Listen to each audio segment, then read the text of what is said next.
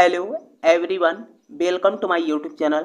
आज के हमारे इस क्लास में आप सभी साथियों का स्वागत है। साथियों, आज के इस क्लास में हम बात करने वाले हैं। आप सभी को पता है कि ऑलरेडी 3 क्लास हम इलेक्ट्रीशियन ट्रेड थ्योरी का जो है करा चुके हैं, जिसमें जो भी फर्स्ट ईयर के स्टूडेंट हैं उनके लिए है, ठीक है। और आपसे मैं ये भी कहना चाहूँगा साथियों कि जो भी मैं प्रश्न यहाँ पे करा रहा हूँ सब निमी पैटर्न पे आधारित प्रश्न हैं, जो कि आपकी परीक्षा में जो है देखने को मिलेंगे और आपकी परीक्षा में आपको बहुत ही हेल्प मिलेगा, ठीक है साथियों।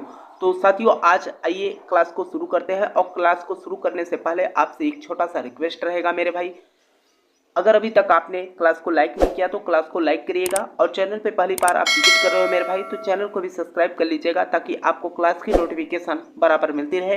तो साथियों, आइए शुरू करते हैं आज की क्लास। तो यहाँ पर देख सकते हैं। और हाँ, दूसरी बात यह है साथियों कि अगर आपने हमारी इसके पिछली वाली क्लास नहीं देखा है तो आप हमारे चैनल के प्लेलिस्ट में जाकर जो है वहाँ से जो है आप क्लास को देख सकते हैं और समझ सकते हैं, ठीक है। तो यहाँ पर अगर हम बात करें तो यहाँ पर देखिए प्रश्न आपका क्या कर रखा है कि भूमिगत केबल के किस प्रकार के दोष को ज्ञात किया जा सकता है। भूमिगत केबल के किस प्रकार के दोष को ज्ञात किया जाता है, तो इसमें जो है लूप टेस्ट जो है ज्ञात किया जाता है। तो आंसर आपका यहाँ पर पहला ही बन जाएगा मेरे भाई। देखिए अगला प्रश्न आपका क्या कर रखा है कि यदि यदि एक हुए चालक को 7/1.40 से इंकित किया जाता है तो 1.40 क्या दर्शाता है। तो यह जो दर्शाता है उसके बारे में पूछ रखा है। देखिए पहला का रखा है कि अनुप्रस्थ काट का क्षेत्रफल, एक चालक की त्रिज्या, सभी चालकों का व्यास। तो प्रत्येक चालक का जो है यह क्या क्या करता है, प्रत्येक चालक का व्यास हो जाएगा, ठीक है। तो प्रत्येक चालक का व्यास, आंसर आपका यहाँ पर क्या डी बन जाएगा, ठीक है। अगले प्रश्न पे बात करते हैं मेरे भाई। देखिए अगला प्रश्न आपका क्या कह रखा है। अगला प्रश्न कह रखा है कि एल्युमिनियम चालक की चालकता का क्या मान है। एल्युमिनियम चालक की चालकता का क्या मान है, इसे आप रट लीजिएगा मेरे भाई, क्योंकि यह आपकी परीक्षा में जो है बहुत बार रिपीट किया गया है, ठीक है। तो यह जो होता है आपका 35 मोह, ठीक है। आंसर आपका यहाँ पर सी बन जाएगा, ठीक। अगले प्रश्न पे बात करते हैं मेरे भाई। अगला प्रश्न आपका कह रखा है कि केबल की अधिक अतिरिक्त धारा सुरक्षा के लिए धारा रेटिंग का कारक क्या है। तो क्या मान होता है उसी के बारे में डायरेक्ट पूछ लिया। ये भी देखिए, ये सब मान जो है आपको याद करना होगा, ठीक है। और इन मानों को आप रट लीजिएगा, आपकी परीक्षा में जो है देखने को मिलेंगे 0.81, ठीक है। आंसर आपका यहाँ पर भी सी बन जाएगा, ठीक है। अगले प्रश्न पे बात करते हैं। अगला प्रश्न देखिए आपका क्या कर रखा है कि भूमिगत केबल में उदासीन चालक का आकार फेज चालक की तुलना में क्या होता है। भूमिगत केबल में उदासीन चालक का आकार फेज चालक की तुलना में क्या होता है उसके बारे में पूछ रखा है। यहाँ पर अगर हम ऑप्शन की बात करें मेरे भाई तो आप देख सकते हैं ऑप्शन आपका क्या कर रखा है। अगर हम ऑप्शन की बात करें तो यहाँ पर कर रखा है, पहला कर रखा है फेज चालक के समान, फेज चालक से आधा होता है, ठीक है। तो आंसर आपका क्या बनेगा, पहला हो जाएगा, फेज चालक से आधा, ठीक। अगले प्रश्न पे बात करते हैं। अगला प्रश्न आपका दे रखा है। देखिए हम आपसे बोल रखे हैं मेरे भाई टूल से रिलेटेड, यानी टूल का जो है चित्र दे देगा, उससे रिलेटेड आपसे प्रश्न पूछ लेगा कि इसका काम क्या है, ये कहाँ उपयोग किया जाता है। तो यहाँ पर देखिए जो प्रश्न पूछा है, इस औजार का क्या नाम है। जो औजार आपके सामने दिख रहा है मेरे भाई, इसका जो है आपसे नाम पूछ लिया है। तो यहाँ पर अगर हम नाम की बात करें तो आप देख सकते हैं, पहला का रखा है कि cutting plier, wire stripper, crimping tool है, क्या क्रिम्पिंग टूल है। तो आंसर आपका क्या बन जाएगा, सी बन जाएगा, ठीक है। तो अगले प्रश्न पे बात करते हैं मेरे भाई। अगला प्रश्न आपका क्या कह रखा है, देखिए ध्यान से। अगला प्रश्न कह रखा है कि वाहनों की बॉडी के सुरक्षा हेतु सोल्डरिंग की कौन सी विधि प्रयोग की जाती है। वाहनों की बॉडी के सुरक्षा हेतु सोल्डरिंग की कौन सी विधि प्रयोग की जाती है, इसके बारे में जो है पूछ रखा है। तो अगर हम बात करें मेरे भाई, सोल्डरिंग वाले प्रक्रिया में डीप सोल्डरिंग होता है, ज्वाला के साथ सोल्डरिंग होता है, ठीक है। तो आंसर आपका यहाँ पर बी बन जाएगा, ठीक। अगले प्रश्न पे बात करते हैं। अगला प्रश्न आपका कह रखा है कि गूथे हुए चालक का ठोस चालक की तुलना में क्या लाभ है। गूथे हुए चालक का ठोस चालक की तुलना में क्या लाभ है, उसके बारे में पूछ रखा है। तो यहाँ पर अगर हम बात करें तो कम कीमत, अधिक लचीला होता है, ठीक है। तो आंसर आपका यहाँ पर बी बन जाएगा, ठीक है। क्या अधिक लचीला, गूथे हुए चालक का ठोस चालक की तुलना में क्या लाभ होता है, यह अधिक लचीला होता है, ठीक है। तो आंसर आपका बी बन जाएगा, ठीक। अगला प्रश्न आपका कह रखा है कि बिजली की मात्रा की मात्रा के लिए इकाई क्या है? तो यहाँ पर आंसर आपका क्या हो जाएगा? कूलम। आंसर आपका बी बन जाएगा। ठीक है, अगला प्रश्न देखिए, इसमें कह रखा है कि सोल्डरिंग विधि का क्या नाम है। जो सोल्डरिंग विधि आपको जो है यहाँ पर पूरा सिस्टम ही दिखा दिया गया है और इसमें जो है पूछ रखा है कि सोल्डरिंग विधि का क्या नाम है, इसके बारे में जो है आपको बताना है। तो यहाँ पर अगर हम बात करें मेरे भाई, तो आपके ऑप्शंस हैं। ठीक है, अगर हम ऑप्शन के अकॉर्डिंग बात करें तो यहाँ पर देखिए पहला का रखा है कि डीप सोल्डरिंग, सोल्डरिंग आयरन, तो यह जो होता है सोल्डरिंग गन होता है। ठीक है, तो आंसर आपका क्या बन जाएगा? सी बन जाएगा। ठीक है, अगले प्रश्न पे बात करते हैं। तो अगला प्रश्न देखिए आपका क्या कह रखा है। अगला प्रश्न कह रखा है मेरे भाई कि विद्युत वाहक बल ज्ञात करने हेतु किस सूत्र का उपयोग किया जाता है।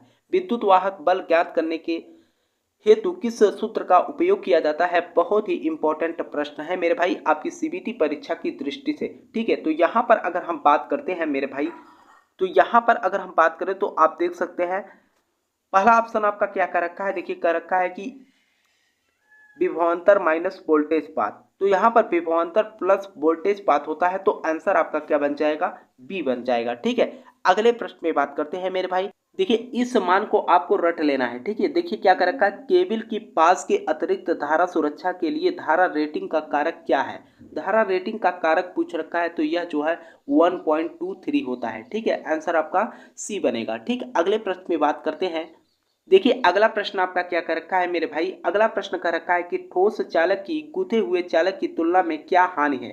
ठोस चालक की गूंथे हुए चालक की तुलना में क्या हानि है, उसके बारे में पूछ रखा है। तो यहाँ पर देख सकते कम कठोरता, कम लचीलापन होता है, जैसा कि एक प्रश्न हम लोग ऐसा कर चुके हैं। ठीक है, तो आंसर आपका यहाँ पर क्या बन जाएगा?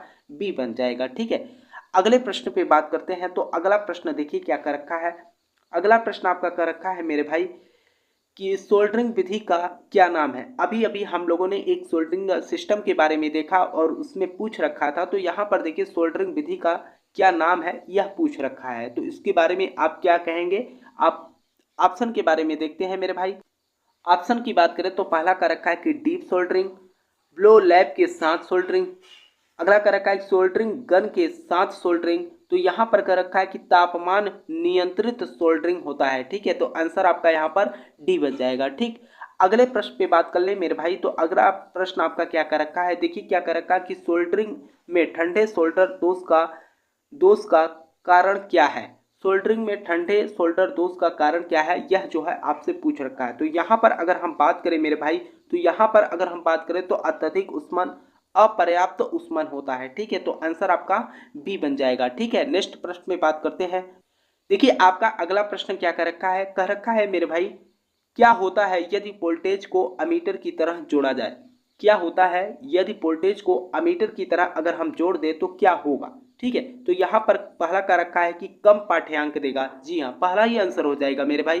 ठीक है, क्या होता है यदि वोल्टेज को अमीटर की तरह जोड़ दिया जाए तो वह पाठ्यांक को कम दर्शाएगा। ठीक है, तो आंसर आपका पहला हो जाएगा। ठीक, अगले प्रश्न पे बात करते हैं। तो अगला प्रश्न देखिए आपका क्या कर रखा है।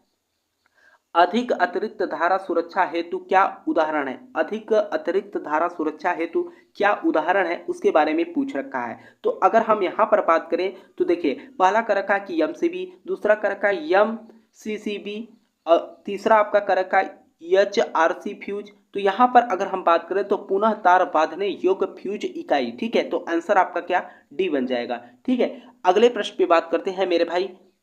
अगला प्रश्न आपका कह रखा है कि विस्तार लाइनों के लिए कौन सा कंडक्टर का उपयोग होता है। विस्तार लाइनों के लिए कौन सा कंडक्टर का उपयोग होता है, इसके बारे में पूछ रखा है। तो यहाँ पर अगर हम बात करें तो इंसुलेटेड कंडक्टर्स, अगला कर रखा है इंसुलेटेड साइडेड कंडक्टर्स। ठीक है, अगला कर रखा है बेयर कंडक्टर्स। ठीक है, तो आंसर आपका यहाँ पर क्या हो जाएगा? सी हो जाएगा। ठीक है, वेयर कंडक्टर्स। ठीक है, अगले प्रश्न पे बात करते हैं। देखिए अगला प्रश्न आपका क्या कह रखा है। कह रखा है कि तांबे के परमाणु के तीसरे कक्ष में कितने इलेक्ट्रॉन होते हैं। तांबे के परमाणु के तीसरे कक्ष में कितने इलेक्ट्रॉन होते हैं, इसके बारे में पूछ रखा है। अगर हम इलेक्ट्रॉनों की संख्या की बात करें तो मेरे भाई 18 टोटल होते हैं। ठीक है, तो आंसर आपका यहाँ पर सी बन जाएगा। अगले प्रश्न पे बात करते हैं। अगला प्रश्न आपका कह रखा है कि अर्धचालक पदार्थ कौन सा है। अर्धचालक पदार्थ तो कौन सा है, इसके बारे में पूछ रखा है। तो यहाँ पर अगर हम बात करें तो यूरेका, एबोनाइट, मैग्नीन, जर्मेनियम। तो यहाँ पर हम बात करें तो अर्धचालक पदार्थ जो है आपका जर्मेनियम होता है, तो आंसर आपका डी बन जाएगा। ठीक है, अगले प्रश्न पे बात कर लेते हैं। देखिए अगला प्रश्न आपका क्या कर रखा है कि अगला प्रश्न कर रखा है कि नियन ध्रुवता संकेतक का एसी आपूर्ति जांचते समय संकेतक क्या होता है। ठीक है, एसी आपूर्ति यानी कि अल्टरनेटिव करंट आपूर्ति जांचते समय संकेतक क्या होता है उसके बारे में पूछ रखा है। ठीक है, तो यहाँ पर अगर हम बात करें मेरे भाई, तो जो आपके ऑप्शंस दिए हैं उस ऑप्शन के अकॉर्डिंग बात करें तो देखिए पहला क्या कर रखा है, दोनों इलेक्ट्रोड जलते हैं। जी हाँ, दोनों इलेक्ट्रोड जलते हैं। ठीक है, तो आंसर आपका यहाँ पर पहला ही बन जाएगा। ठीक, अगले प्रश्न पे बात कर लेते हैं मेरे भाई।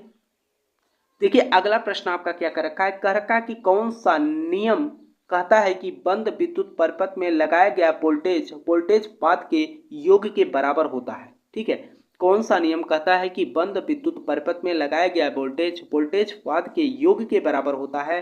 तो यहाँ पर अगर हम बात करें तो ओम के नियम, प्रतिरोध के नियम, किरचॉफ का पहला नियम, किरचॉफ का दूसरा नियम जो है यह लागू होता है। ठीक है, तो आंसर आपका क्या डी बन जाएगा। ठीक है, अगले प्रश्न पे बात करते हैं। अगला प्रश्न आपका क्या कर रखा है कि किसी चालक के प्रतिरोध में क्या परिवर्तन होगा यदि उसके व्यास को दोगुना कर दिया जाए।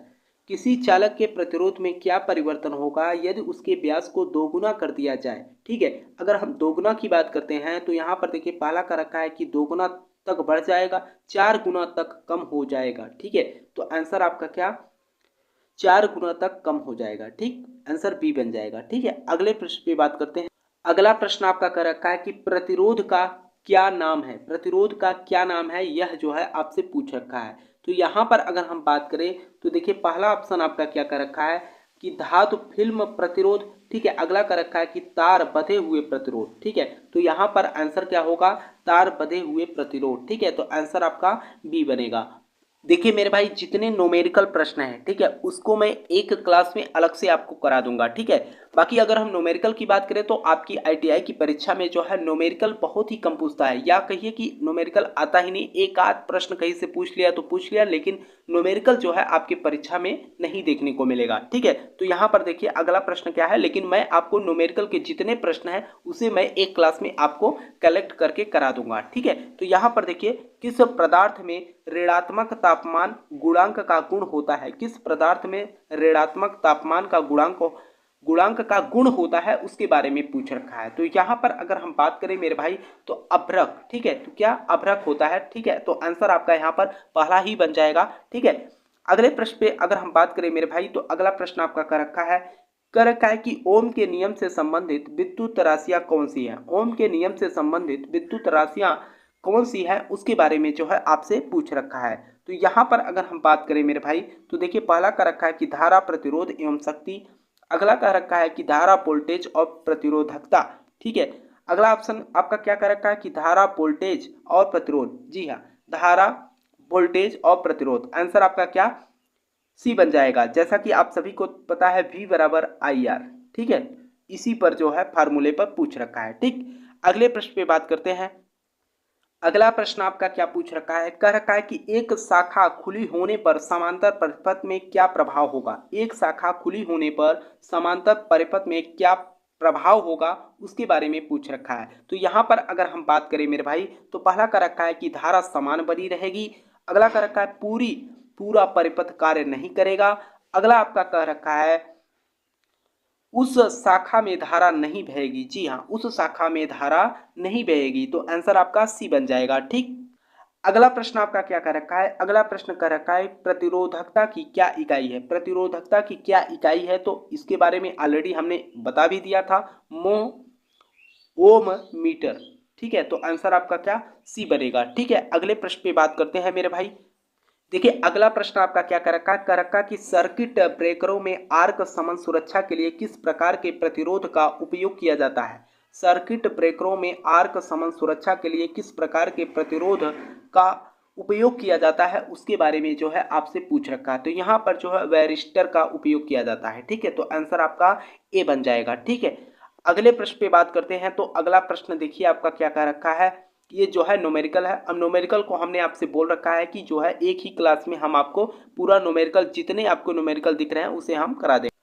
देखिए क्या अगला प्रश्न आपका कर रखा है, श्रेणी परिपथ का क्या उपयोग है। श्रेणी परिपथ का क्या उपयोग है उसके बारे में पूछ रखा है। तो यहाँ पर अगर हम बात करें तो वोल्ट मीटर संयोजन, घरों में प्रकाशीय परिपथ यानी कि घरों में जो वायरिंग की जाती है उसके लिए, अमीटर में शंट प्रतिरोध। ठीक है, तो अगला आपका क्या कर रखा है, अगला आपका कर रखा है कि वोल्ट मीटर का मल्टीप्लायर्स प्रतिरोध। जी हाँ, आंसर आपका यहाँ पर डी बन जाएगा। ठीक, अगले प्रश्न पे बात करते हैं। अगला प्रश्न आपका कर रखा है कि श्रेणी परिपथ में खुले हुए प्रतिरोध पर क्या प्रभाव है। श्रेणी परिपथ में खुले हुए प्रतिरोध पर क्या प्रभाव है इसके बारे में जो है आपसे पूछ रखा है। तो यहाँ पर अगर हम बात करें तो देखिए पहला ऑप्शन आपका जो कर रखा है मेरे भाई, खुले प्रतिरोध पे कोई प्रभाव नहीं।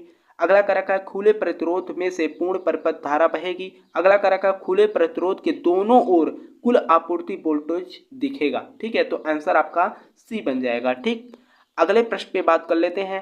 देखिए अगला प्रश्न आपका क्या कर रखा है मेरे भाई, अगला प्रश्न आपका कर रखा है यहाँ पर देखिए